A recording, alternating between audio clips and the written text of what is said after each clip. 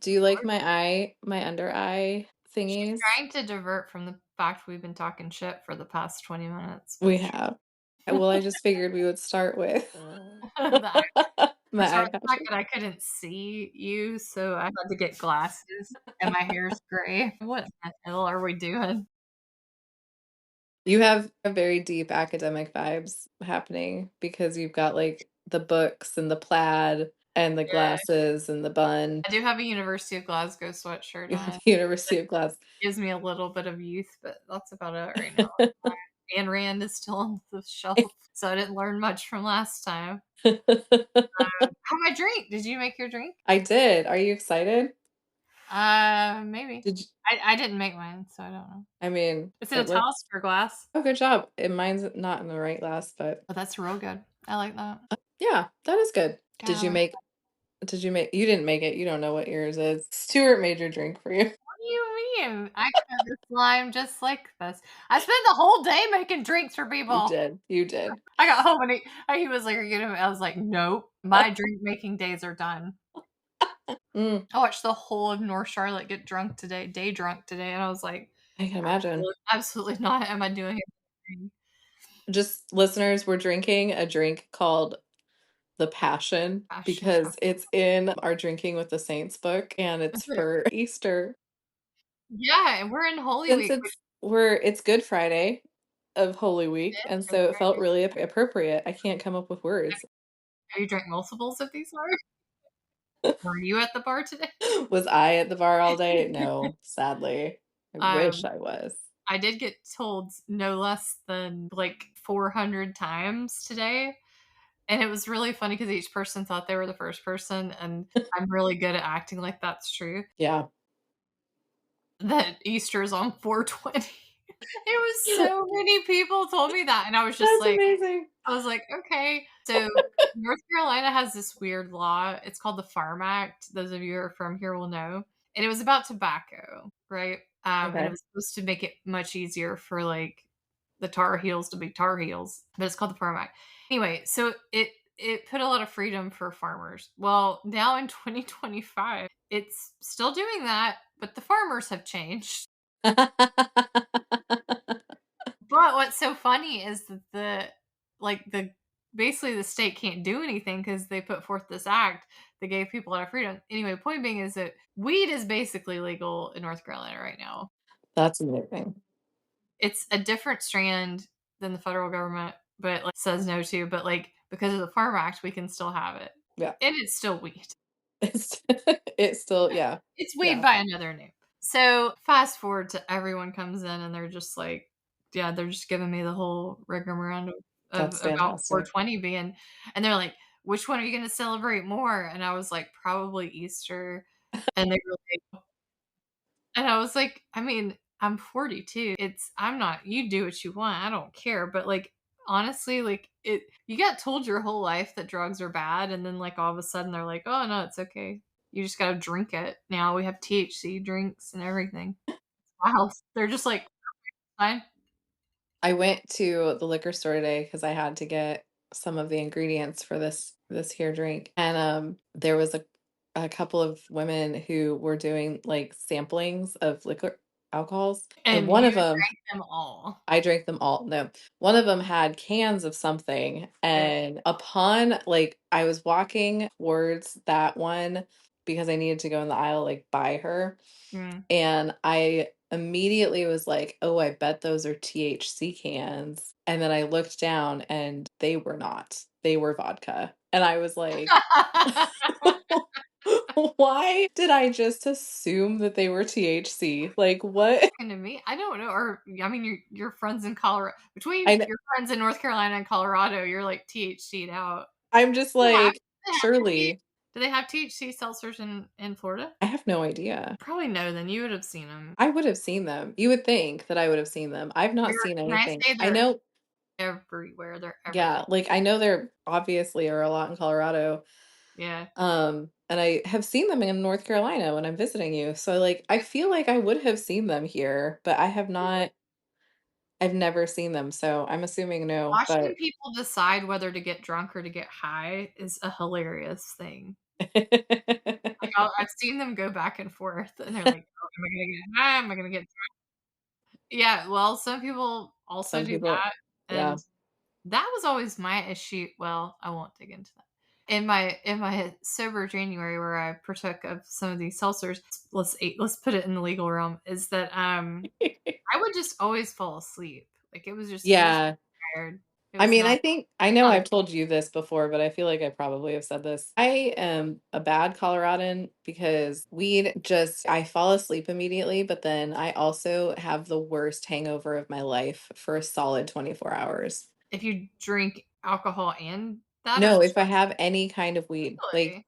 Huh. any of it, any forms, and like not to sound like, a pothead, but like I've tried a few Well, because I mean, you're I'm not talking from about Colorado. I I was lived gonna there say for a long time, it's legal in Colorado, you and know? kind of illegal So here, so but yeah, no, it just every time I feel like I have the flu for the whole next 24 hours. geez. Well, It's don't not pleasant. So I don't do it, but it's been years since I even tried because it's like deeply horrific for me. well, guys, welcome to Theology on the Rocks world. Welcome to Theology on the Rocks. And if you know But that I was reference, the other day I was listening to a Who album on my record player and I was sitting there thinking back in like 1974, just saying. I was just sitting there thinking, man, I wish that I could smoke some pot right now. It's funny because doing it legally via the seltzers, like, it really is far less sort of well, I don't and this is from my own perspective, listeners, but it felt far less of a thing than alcohol, you know? Yeah, that's what I've heard from other people too. It I just Again, immediately fell asleep, I so fall asleep super fast and then I feel like death for 24 hours. So I am not the right person to ask. But in my head, there's an experience that I have never had because obviously, but that it's really pleasant and that you get to kind of like be really chill. And what I want is to recreate some I kind of tried like the seltzer. 70s situation of Yeah, like sitting and listening to Tommy and having some candles lit and, but this is a real, like, I wish that it was 1968 kind of situation happening. I feel like we have to shift the convo away from weed, away from the Reverend Doctor's weed. Somehow Although, our Good Friday chat. I say that, but we drink on the show, and there is a real debate, like, I think, about, you know, what kills people more, like drinking and Yeah, driving or, or whatever I think there are real debates about what we consider to be socially acceptable and what is not. And I completely agree. I think it's interesting because hearing some of the debates in North Carolina, I'm like, literally, you guys, our whole state made all of its money on tobacco. Right. Which, There's, they're yeah, called like, the Tar Heels for a reason. Like, it is let's talk tobacco. about something that's bad for you, you know? Right. Yeah. Oh, but don't do that. But like, and see, I think that's the funny thing is that it's been legal in Colorado for so long that it doesn't always occur to me to not just like openly talk about it. Well, I'm I just mean, like, la la, are you uncomfortable? I'm so sorry. that's it. I mean, you can go into my bar right now that I've talked Yeah. about on the show and buy 10 milligrams of THC drink in a seltzer can if you want. Mm-hmm. Mm-hmm. So, and it's Yeah. perfectly legal to do that. Like, there's a can that they sell not at my store, but at a different place that's 100 milligrams. 100? I might die. I I probably for would die. sure would die. I would for sure die. But I do think it is interesting, like how I we agree. decide what thing is. Well, and to bring it back to a few episodes, we did have Dr. Jamie Clark Souls on here Oh yeah, talking we sure about did. Yeah, I appreciated how openly she talked about that as yeah, well. and I'm really interested in all of those kinds of discussions and I've seen a few AAR has posted a few of the books on the use of psychedelics Mm. and spirituality and I was also talking to a colleague that's in a totally different area about this kind of growing thing. It's not just this one field, but it's in like anthropology and other places too. So, it ongoing. How do we understand what things we moralize and what things we shouldn't moralize and stuff like that? Yeah, I do the student papers at AR Southeast, and last year it was all about drugs. Yeah. Drugs were like drugs and spirituality, drugs and religion. It's funny because I've done it for 3 years now, and you can kind of see the like trends, which is actually quite helpful. Absolutely. Yeah. And this year was very much media. Like I think there was a lot more me. I told you that there was a student who did a paper on theology, history, and like vampire films and stuff. Yeah. Which Yeah, I would it just was a really die. good I would paper. love. That'd be so cool.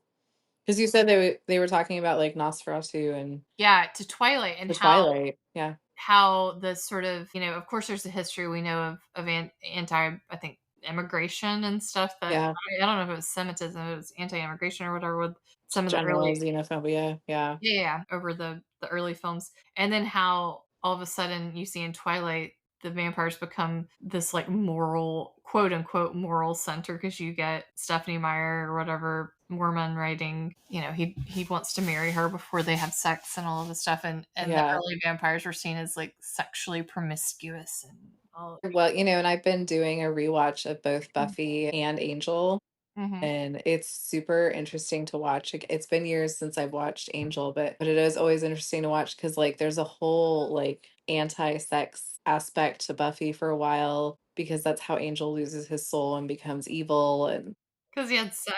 because he had sex with Buffy. Buffy and Angel had sex, and Angel lost his soul and became Angelus, his evil side. Oh, really not watched enough of this. But they do. They have a lot of kind of weird moralizing in the show. But then it's also like fairly progressive in other areas, so it kind of flips back and forth in It certain does, and respects. she did a really excellent job of going through, so she even talked about, like, the '80s, like, Lost Boys and stuff, like, Yeah, oh god, Lost Boys. right? It's been It was a ages. really, really well thought out. I mean, Yeah. shout out to Elon University, because she was at Elon, and they seem to have very good research students there, but, yeah, it was a really good paper, and I just was sitting there being like, "You are an undergraduate." I I knew. love when that happens. Yeah, and the papers, yeah, they are really good at the AR studies. Big advocate of that. But Yeah.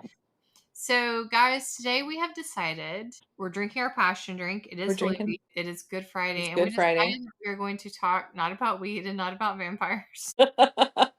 That's just your fun banter. Um, Although Christy and I would love to talk about both of those things with you. But Mhm. we're going to talk about what I learned to be called theologies of reconciliation, atonement theology as well. And basically the question of, we're on the day that Jesus dies in the Holy Week Mhm.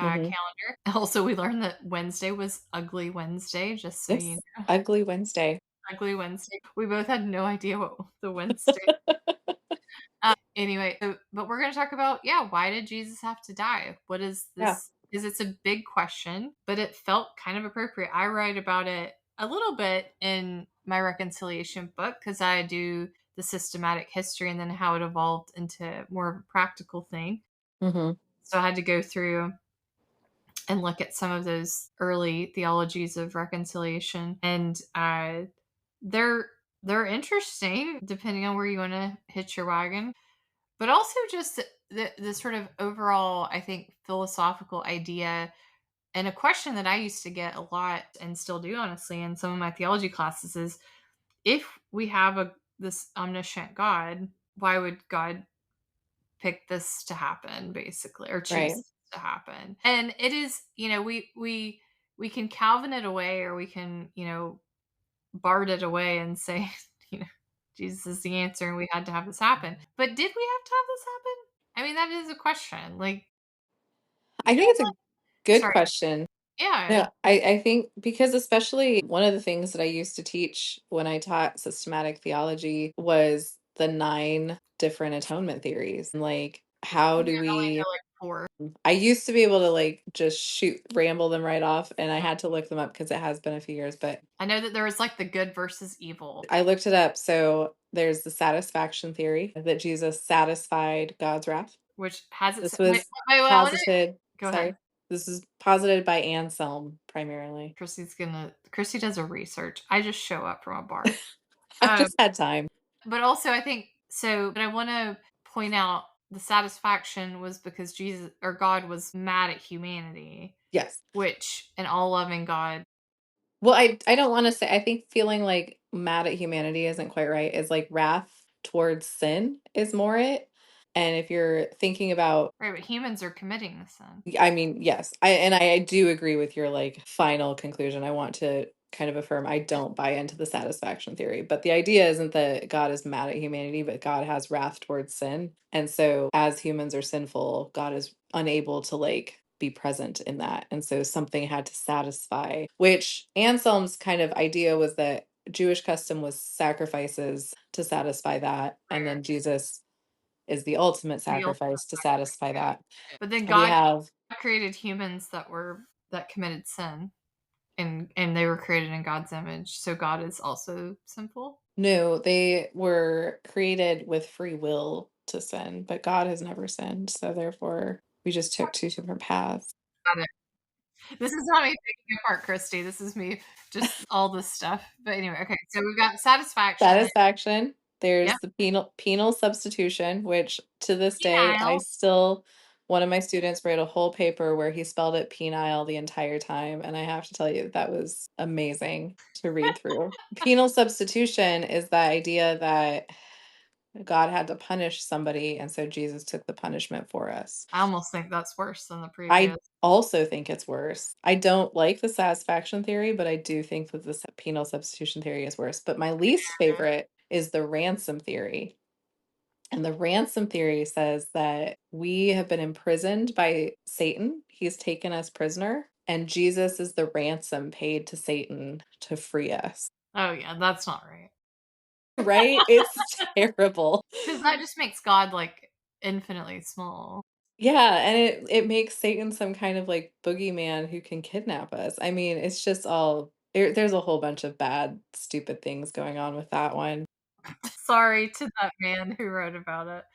But I remember there was one that's, like, it was, like, a medieval one where it was, like, there was this cosmic battle between good and evil. Jesus was the victor. Maybe victor. Christus Victor. So there's Christus Yeah. Victor, which actually was coined by Gustav Aulen in 1931.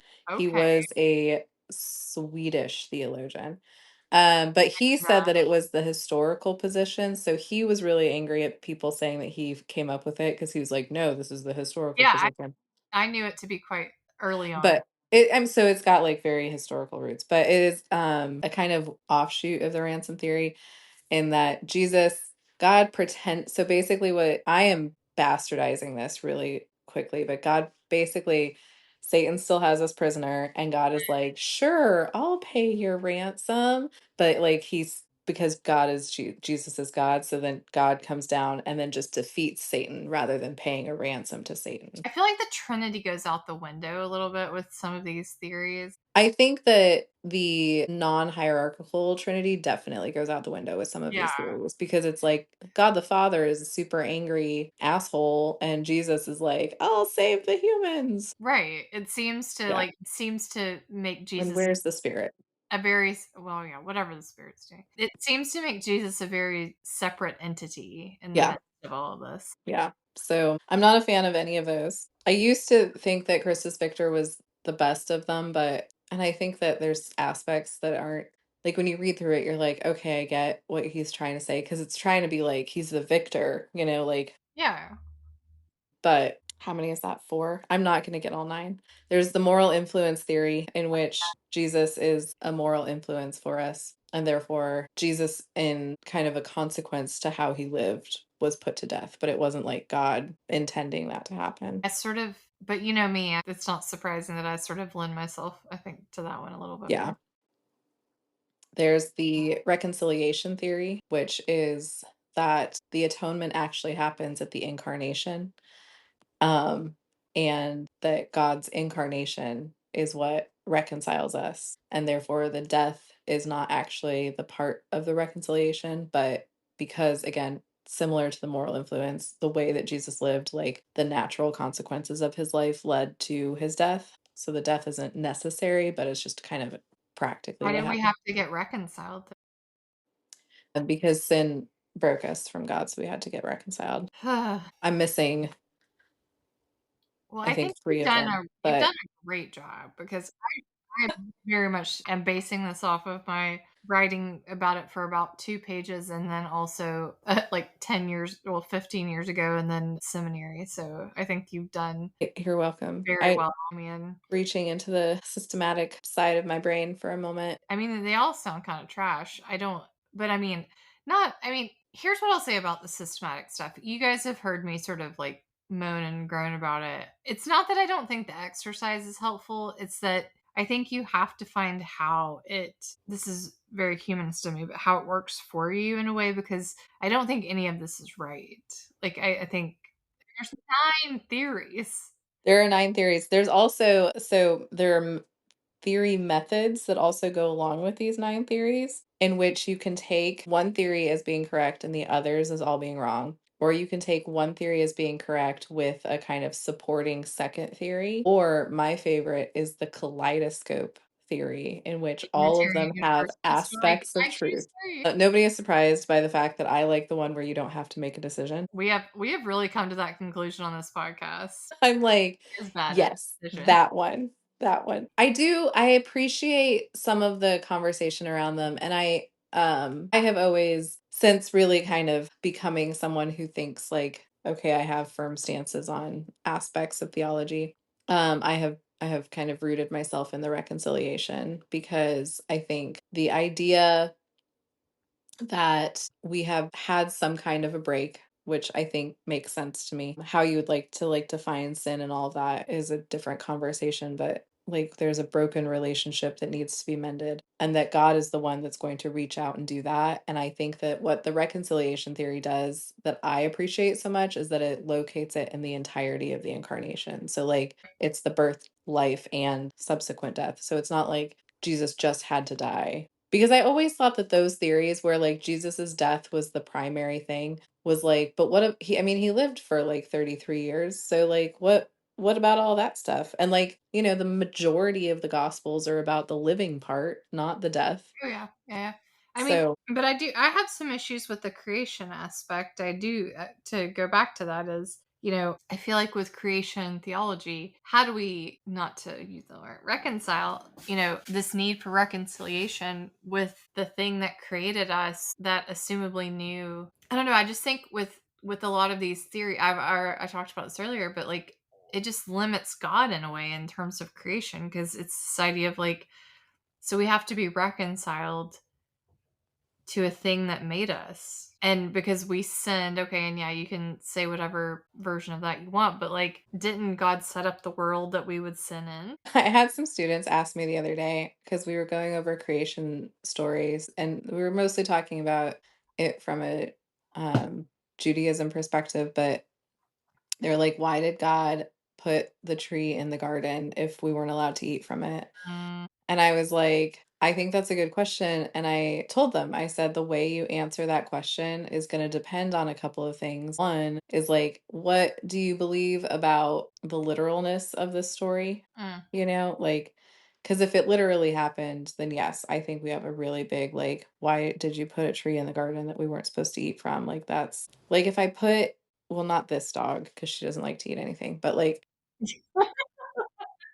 with my last dog, 0 Lizzie, somewhere, 0 to or 0, yeah, like, if I put, a piece of chocolate in front of him, I was like, "Don't eat this." he's gonna absolutely hate He's for gonna that. eat that because But I think dog. the But I especially with think Jewish traditions, they're trying to explain why humanity is crap, and I think some of these stories, I think, give it, well, not to take away from the God aspect, but it does give them a way to do that. I think that's kind of what I said to the students too, is if it's not a literal story, and instead you're just talking about the fact that there's a broken world and you're trying to kind of give some structure to that chaos of brokenness in the world, and then you're like, but also we believe in a God who cares about us and interacts with us and intervenes for us, as Jewish theology demonstrates, then we have to figure out like, okay, so obviously something about our relationship got broken in there. So like this is a good story to demonstrate what got That's broken. right. And Yeah, it's not really about like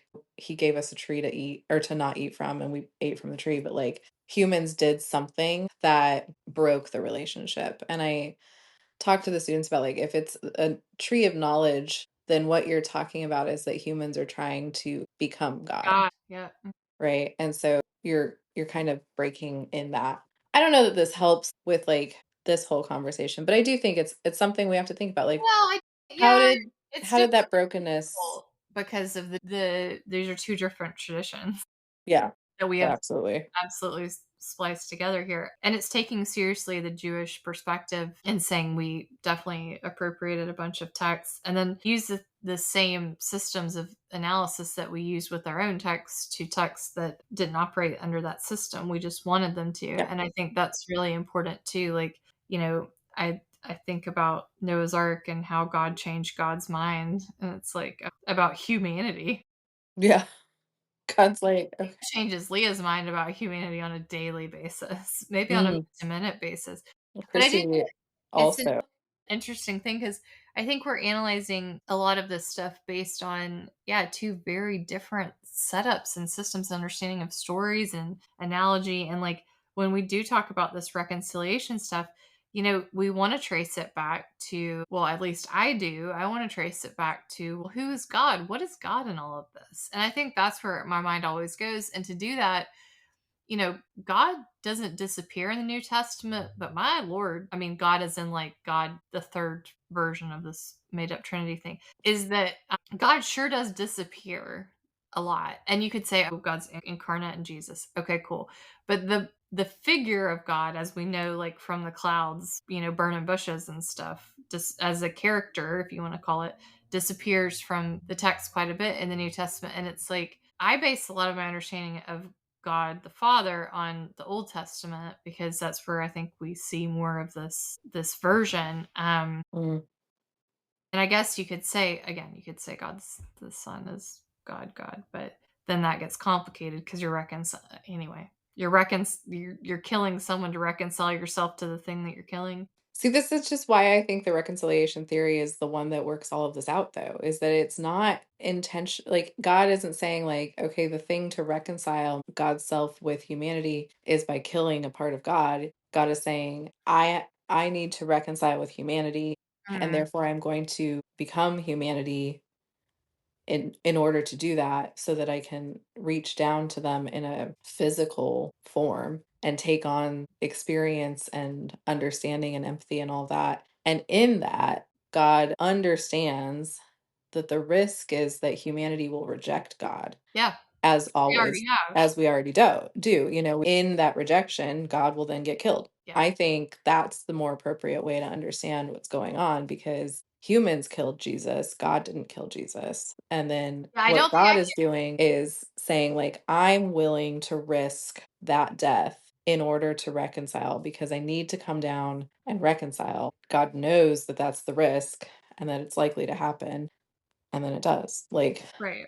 yeah. No, I think that's true. I don't think I could adhere to a theology where it was that God, yeah, like the where that Like, but version that you just gave makes total sense, except for one aspect. And again, this is why I went back to the creation thing is if God is all knowing, which is something that folks say, God had to know that this was going to be the end result. And God was okay with this disconnect. which I think is an unsolvable problem because we can't know this, right? Like, we can't say I know, like, some people are like, "Oh, well, it I'm not had trying to to be call you because out on of." these, it's just that I don't Oh, no. that part I don't understand just from my perspective. But I mean, again, I think this is like the most common question is like, why did God create a world where evil exists, Yeah, right? What is it? The theodicy problem is yeah, the if honesty. you have a good God who's all powerful and all loving, then why does evil exist? And then there's all of the like, okay, well, maybe it's the free will defense. Like, Or we God create had to create us with free will, or else we would just be robots. Um, and that essentially is that risk, or it's that, oh gosh, what is it? Augustine said that it's the, I'm going to lose the actual word for it, but essentially, like, by having to go through the process of like suffering and all of that, we get closer to God. And then it's like we become better people because we've suffered, which neither of us like. I'm gonna give a, I'm gonna give a thumbs down to that. which makes sense for Augustine, actually. I right. I was like, it's a very Augustine thing, He kind of, didn't lean on you the know. sunny side of life. He was like, I'm trash, everyone is He trash. is. Let's all just But go climb up the steps on our knees of the church. Let's start whipping ourselves. There's a liberation theology that's like suffering exists and God also suffers and we're supposed to stop suffering, you know? And I But do like have liberation theology, and I find that a little problematic too. I don't know how to answer that though. Like, I mean, because essentially the question becomes if you think if the idea of which I know a lot of people come to this conclusion, and that's entirely fair, but if you think that if you follow those lines that it's an all-powerful God who is all loving and evil exists, like, and then that has to like one of those things has to kind of cancel out God essentially. And I know that that's where a lot of people land, but I don't know I don't know that there's any way for us to be like, "I have proven it." Well, no, but we can't prove any No, of we this. can't prove anything. All of this is made up, and it not made up in a sad way, made up in a logical, philosophical way based on text and reasoning, but it is still human construction, which is absolutely fine because it's what we have, and I think it is valuable to have these theories and theologies. Like, Mhm. that's the one thing because someone asked me recently, they're like, "Well, if it's all made up, then you don't really care." And I'm like, "No, I need it." Yeah, Is still there. It's not that I don't, it's just that it always feels like we're grasping at something that's just out of reach, with I the think yeah. I I think that, like, for me, it's not so much I was actually, I was reading through, a text that I have on Christian mysticism, mm, and it was talking about, um some of the early mystics talking about negation and that what mhm. we can say definitively are things that God is not, but what we can't do is say definitively things that God is That's Thomas because Aquinas, right? Aquinas picks up on it later, but the textbook is Oh too god. far away from me to get Oh god. Christy and I are going into our deep, dark Rolodex of the Rolodex. So Aquinas picks up on it, but the book was talking about the fact that there's people prior to Aquinas, and it's like Gregory of Nyssa, and but it was also like I mean, obviously a lot of this is also pulling from Neoplatonism and mm, Plotinus and stuff. So it's like, mhm. you have to understand the Greek philosophical aspects of this too. But essentially they're saying like we can't know enough about God because God is ineffable, God is unknowable. We can't know enough about God to say anything positively, but we can know things that God is not. So, like, God is not evil. God is not a liar. God is not this or that. And Aquinas uses it to be like, well, if we only can know things that God isn't, this helps me to understand who God is, right? Or like parts of that. Yeah, yeah. But the mystics were like, actually, it's just very comfortable to sit in the fact that we don't know Yeah, things. the mystery. Like, they're like, we don't know who God is. And that, like, we know these things that God is not. And then we're kind of in this like unknowable bubble. It's my And most they're like, it's this my is a comfortable spot.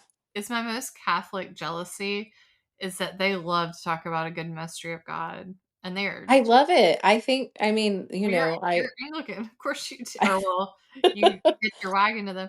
I Um, I like tip my toes in Episcopalianism for but like, that mystical side of me is always like, yeah, like this is it. Like right. light a candle and Hope light for that the best. joint and Right? then Join up. sit Oh there and think god. about like what is God? I think that is definitely the title of this episode. Oh my god. Yeah, no, I think you're right. Like but I think Protestantism doesn't lean itself to that, and we were both No. raised in these sort of Yes. theological worlds where we have to like You have to have an why answer, do I know that I haven't taught on Thomas Aquinas. Why is that in my head? It's right? not because I'm smart, it's because we were taught it at some stage. Yeah. So we're taught these things, and I think we never lay in like yeah, in the mystery of it all. I think that's the major downfall of Protestantism too, is that Mhm. there's this need to know exactly what's going on with God. And I was kind of vaguely telling you about this the other day in a message that I'm like, I just don't want to know. I'm not Mm. not in a like unintellectual way, right? I'm not saying like, You oh, can I know what don't care people who God said, is, but you don't need to know. but it doesn't I lived so much of my life in this hyper Calvinist place Mm, of if you can't like say here are all the things and I know I'm right, this is who God is, this is why Jesus died on the cross, mm, like then you aren't really a Christian, this I must be right or else none of this matters. And I'm like, it's really nice to be able to say, like, I don't understand why this is happening. I don't understand why God created the world the way that God created the world.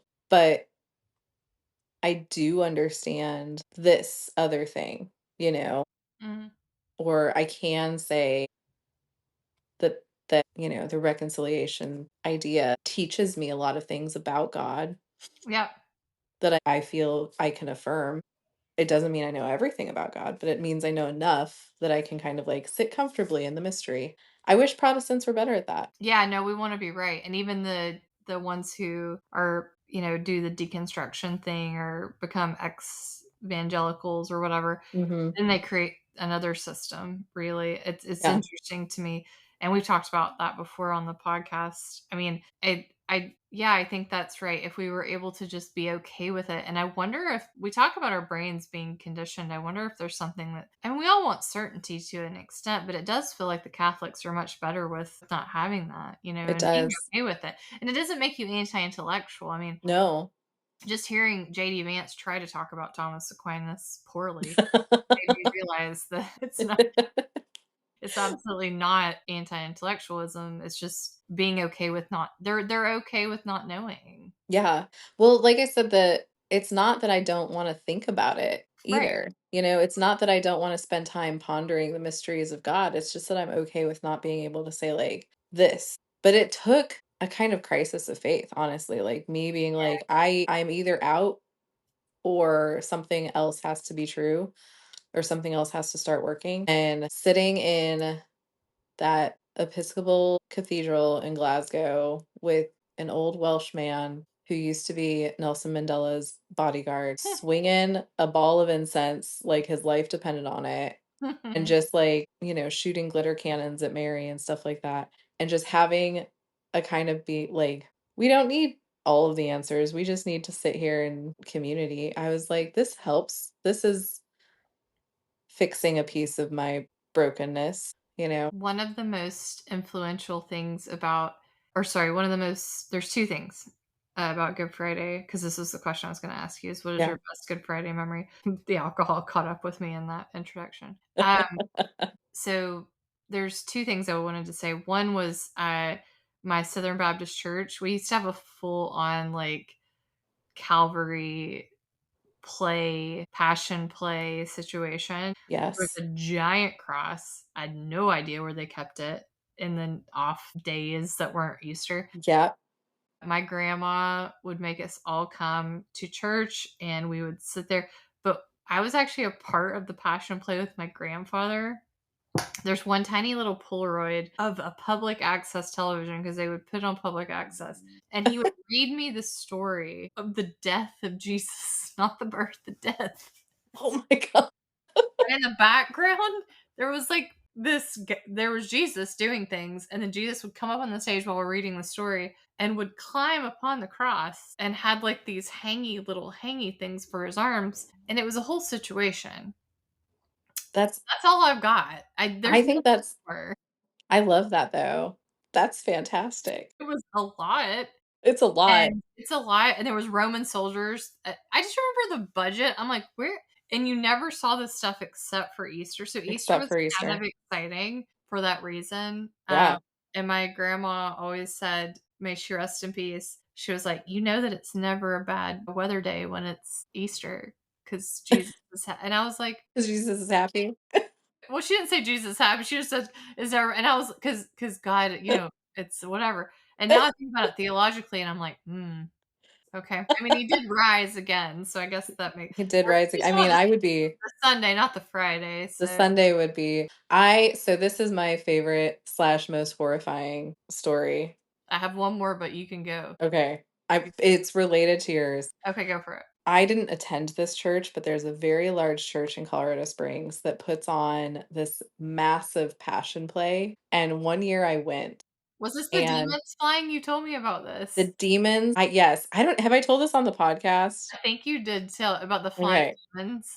They were on wires and they flew into the audience, the demons did. It was It's hard to know what we talk about and just what is I talked know, about. sometimes if you have heard this before, I'm sorry if you haven't. I'm also sorry. Rapping. Demons flew at us. That was Did you that I mean, like, did you it's give a your life favorite to the Lord memory that day? in its horrifyingness, of being like, My gosh. "What?" Okay, what's your next one? Oh, no, okay, no, That was I'm it. still reveling in the demons. The demons flying at me, yeah. Were they humans or were they just They like were humans. They were human people dressed in demon costumes. They would what does also it run look around. what does a demon costume look They like? had, like, those Green Man costumes where your whole Yeah, body is just green, but they were black, and then they okay, had, like, weird demony wings, basically. So okay, they're just, like, in black spandex with demony wings, yeah. I and, just like, some of them were just running throughout the sanctuary, oh, and okay. then some of them were on wires and were flying and, like, over our heads, and I was like, "Get me the F out of here. This place is insane." That's Like, firstly, why is this happening? so Secondly, they were very in the Olin realm. yes, it was very because then they had a battle up on the stage. Yeah, The mhm, demons and the angels had swords and battled each other, yeah, and then Jesus dies, and all the demons collapse. yep. It is clear, which you can kind of when you know these theologies, which it can bother some people that there's so many, but let it be known that for most of the major events in Christian history, there are multiple There are. theologies. Like There are. these are interpretations of the same text, Of the same and they're text, coming yes. to very different conclusions. Very different. So when But you it get, is interesting when you can pick it out. You're, like, watching this play and you're like, "Oh, I see what they're I doing. know what's happening."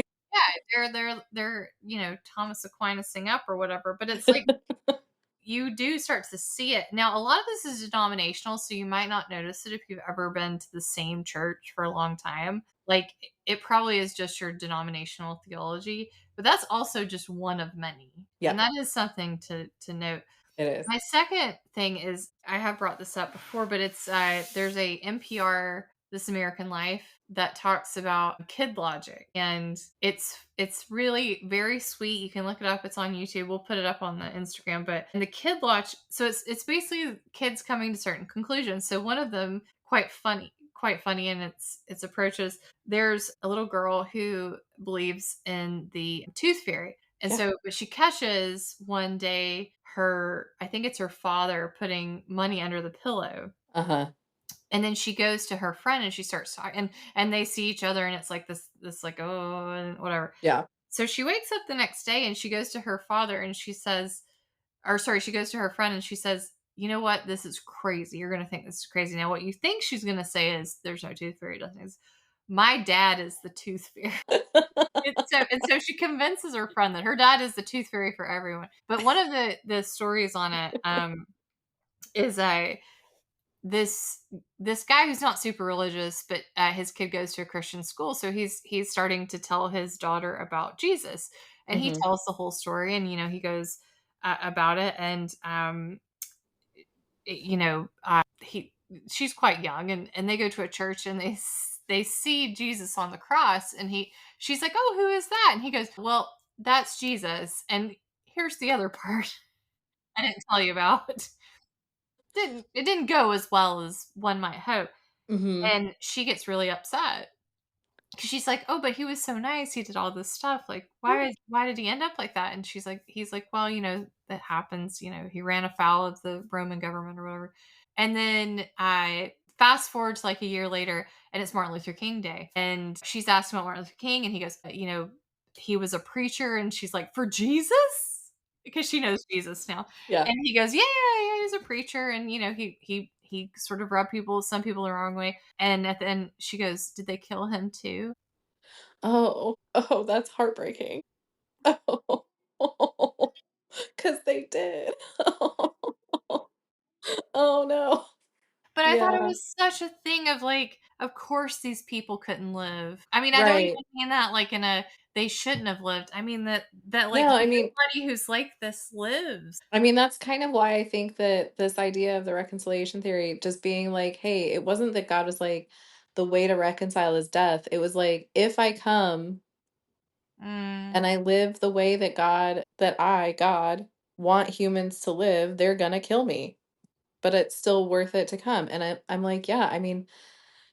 that's kind of how we should all be. Is like I'm gonna live with the risk of being Christ-like even though they might kill me. Yeah, and it's important. Hopefully they don't kill us, but they've killed a lot of us. So They have, they have, yeah, and I think it's an interesting thing too to see, you know, who professes this and is in power and who is the oppressed. I think in yeah. liberation theologians pick up on that a lot. Yeah. This was never a position to which you should be very powerful. I Right. mean, Christianity became the religion of the empire through really superstition, but it was never intended, I think, by the early followers to be that kind of powerful. And I think it really reflects on the sort of theological conclusions you come to if you are in power versus oppressed. Yes, I agree. Yeah. So, And I think honestly, too, that's one of the things that I find like I mean, like you just said that when I used to like the Christus Victor theory most, it was because I did have a much more powerful stance, like in the wrong way. Like, yeah, God is going to smite all of the enemies kind of way rather than the like God is love and God is right. risking and God is sacrificing. I mean, the Christmas it does do well for if you start to look at pre-Jesus humans, like, I mean, because I don't know that God incarnating and dying, I mean, does that go retrospective? Well, in the Christus Victor theory and the penal substitution theory, and the ransom theory. Jesus descends into hell and frees the Jews from hell. That there's a lot to unpack there. My first thing was just the Jews, and then it was like, "Wait, no, wait, what? Wait, What? wait, wait, no. Wait. Oh god, no. I'm happy they're not why are they there to start?"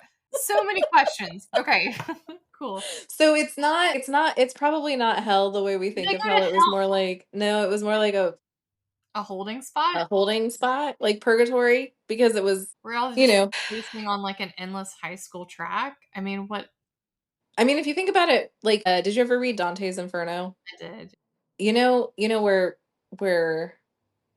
Plato and Socrates and all of them, who he's like, they were great, but they weren't Christians. So they don't get to go to heaven, but they get to hang out in this like mid, except for everybody was like imprisoned in hell and Christ grabbed the keys to the prison and he Oh, freed them. okay. So, And so did Plato and them get out of the mid, or are they still there? no, they get to go to heaven. They Oh, get they to do? go to Okay. heaven. So Yeah. it's not just the Jewish people, it's everybody that's in that ever In the lived mid area. and that ever existed on the planet No, just prior the to mid area. So mostly it's the Jews, but okay, cool. anyway, yeah. I just had questions. I think that's also this. I mean, there's a lot of theories that because in the Apostles' Creed he descends into hell Oh, yeah. during, Yeah, and which so is so there then when you're like, any what biblical does that mean? is there any What did he biblical descend into hell? reference to that about hell? No, not really. Okay. So Uh, that's not there. so you'll see some people do take it out. Calvin took it out because he was like, that's not true. Weird that I agree Anyway, with Calvin on this one. but yeah, when people talk about like, okay, well, but why did he descend into hell? It was because he had to get the keys from Satan, which Oh, is yeah, again save that everybody. ransom, penal, Christus Victor, and then he frees them from hell, so There's they get to go to not even a hint of that in the text. not a bit, Not not a even. bit, no, Okay. no. Just wondering. That part is in fact made up. She gave me one, guys. She gave me one. That one is in fact I mean, it's sad because that's one of the nicer ideas, except for the fact that everybody They had were to in hang hell out in this, like, for like 2,000 years. yeah. That's a while. It is. It's a long time to be like, So, like, we didn't do anything. Just imagine them saying like, we were like Abraham was down there and yeah, like Abraham's like, "I was totes I'm listening the to God." father of all Right? of this, That's right. I totes listen to the voice of God, and now I'm right? just hanging out just like on a freaking hamster wheel down here in the middle Just part. Okay, cool. Well, I don't think I'm gonna agree with that one because no, what? I've always found that a bit suspect. I'm definitely broken Christie's systematic. She's like, "That one." Well, guys, on that note, now that we basically just uncovered and recovered all the mysteries of the universe here. We have solved all of the problems for We've today. solved everything. We just took one drink and we figured it out. One drink and we have fixed the world. I was gonna ask you what you are like if you have any current Good Friday or Easter traditions. I still go to church on Easter. That's still a Same. thing. And that's very much based on my grandma's. It was very important to my grandma that we Mhm. go, and so I have a good church here in Charlotte that we go to. Good Friday, again, we didn't have the church calendars. I know. We would do the Yeah. passion play, I guess. But I don't really have any like I don't want demons flying at my face. No. There goes your Mm-mm. social life. The title of her sex tape. Right, exactly. So I don't really have It's that hard to have as much. traditions for Good Friday, I feel. I mean, I do go to Good Friday services as much Oh, as I'm able now, just yeah, because I've appreciated them ever since Glasgow. yeah. But it is like, what do you do? Just sit and be sad for a minute? Like, I feel like it's a we're hard like one to like develop traditions for. right. I feel like we're like Ryan right now in the skipping church is that I'd rather Yeah. just talk to you about this stuff, which feels Yes. like more of a celebration. Yes, absolutely. You wanna know what I'm doing for Easter this year? What are you doing? I'm gonna go to sunrise service. Whoa. I know. Luckily, my grandma didn't hold to that because you all I heard about my sleeping schedule, and that would not work out for me. I we used to go when I was a kid because we lived in Colorado Springs, and there's this park called the Garden of the Gods, Oh, and a bunch of churches would have a, like, big sunrise service, and it's beautiful, so we would go sometimes. I haven't done it since I was a kid, but this church that I'm gonna go to, I thought that their 10:30 service was a drag church, like, with drag queens, and I was like, "Okay, I'll do that," and then I looked, and the drag queen church service is actually next Sunday not on the Easter. 27th. What? So I was like, "Oh, what am I gonna do?" But they're doing the sunrise service, and then I thought about it, and I was like, I could try for that." Yeah, Yeah. for sure. I mean, I think you've gotta part of the whole thing is just finding a church that, in general, that you wanna Yeah. sort of But go. you're like, "This is" but you've got a good church I do. in Charlotte. Watershed is good. Watershed. Yep, there's a lot of beer camp folks that are Yeah. the guy who runs the sound is actually a brewer. He owns a brewery, Oh, nice. and they're great. No, I have nothing but good things to say. So we'll be going there. Yeah, nice. And I'm gonna do church. I'm gonna go to church as opposed to doing church. So we've talked about the difference between that, Yes, which is absolutely. um I think I need that on Easter. And we'll probably we used to always go out for it was actually a really nice tradition back in the day with my family. Easter was a big thing. We'd have the big meals and they Yeah. do, the potluck and stuff. And my grandmother would be horrified. My Southern Baptist grandmother would be horrified that it's 4:20. Well, actually she wouldn't know what that She means. wouldn't know what that means, no. Not even a little bit. She was like a depression era grandma. She'd be like, "What does that what does that mean?" And my my dad would be like just giggling in the background. So That's awesome. yeah. So happy Easter, everybody. Happy Easter. Our band, There's still Yeah, our band book club is on the 22nd on Tuesday, so there's still a couple of days if you wanna get on that. I'm excited. I forgot how important that book is to the life we're living right I now. know it is, 1984. ooh, 19 yeah, it is an interesting read at the moment It that we're in, really is. yeah. It really is. And then obviously, sign up for beer camp because Yeah. it's early registration right now, so it's a little bit cheaper than it will be later on. Stuart has surprised us by also joining the band book club. I don't know if you saw that. I did see that. So, yeah, if you wanna meet Reading the book. Stewart in the flesh, kind of. I'm excited. I don't know if we're gonna be in the same. We'll have to be in different rooms. That's weird. Like sharing a Facebook account or something. I'm not gonna do that. All Yeah. right, guys. Alright. We will see you later. See ya. Bye.